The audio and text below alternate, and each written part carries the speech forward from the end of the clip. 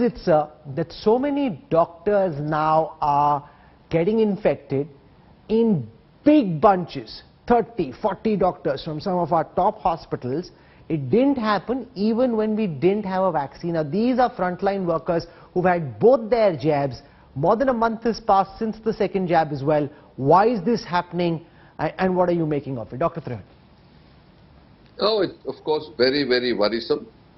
So we were trying to see if, because it has been spread in several hospitals, but it so happens that it is kind of happening in both vaccines. Well, we knew the fact that the vaccines have an efficacy of X percentage. That does not mean that everybody who gets the vaccine will not get infected. That is a known fact. But the fact is, what percentage of people, and why is it that this clumping is in doctors right away? Of course, the realization that it's happened to medical professionals, it gets recognized very quickly, and what's happening in the society, we don't know. But two things happen. One, it is expected that 10%, 12% will get infected again. This was shown by the efficacy studies before also. The second thing is that what we are noticing is that the infection in the inoculated people is very mild. And that was the prediction. So most of the people who got it again or after the 2 shots are very mild. Second part, we always said, just because you got the vaccine, just because you developed antibodies, does not mean you can throw away your mask or the other 2 COVID appropriate behavior measures. This was very clear. So today we are seeing a very grim situation in front of us, not only what we just talked about the vaccine, but also the general public at large. The rapidity with which the curves are going up is phenomenal. I mean, 3 times that of the first wave. So what can we do?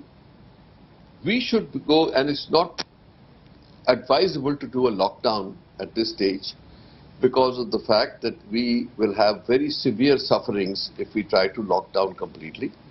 But we as individuals can behave like we did behave in the first lockdown.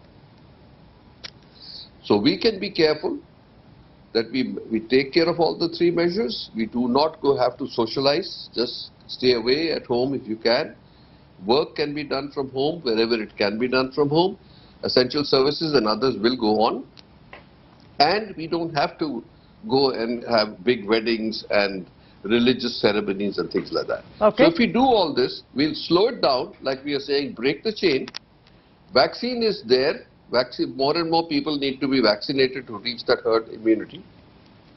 And also, if you have it, please report it right away. Okay, so Dr. Rahul Pandit, we saw on the show yesterday a big back and forth between the government at the center and the government in Maharashtra about the status of the availability of vaccines. As a non-political medical expert, what's your factual observation? Is there a genuine shortage of vaccines in places like Mumbai, in Maharashtra, or is this more a political tutu-meme and blame game between the government and the opposition? So thank you, Rahul, for having me on the show. I'll be very honest and upfront as a medical expert and practitioner. I have no vaccination for last 2 days in my own hospital, which is Fortis Hospital in Mumbai. And there is literally no stock. One of our other Fortis center had around 5 or 6 vials, which they have exhausted today. And there are several other private hospitals which I know of have basically had to cancel their vaccination drive for the last 24 or 48 hours. Similar reports have come up from across the state as well.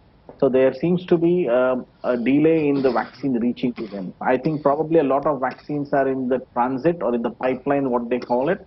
And I am hoping that in a day or two, the store should be restored and we should have vaccination program starting up again. I'm hoping by tomorrow or day after tomorrow, we should have it back on track. But right now, you are absolutely right. There is a shortage of vaccine across the state in Maharashtra.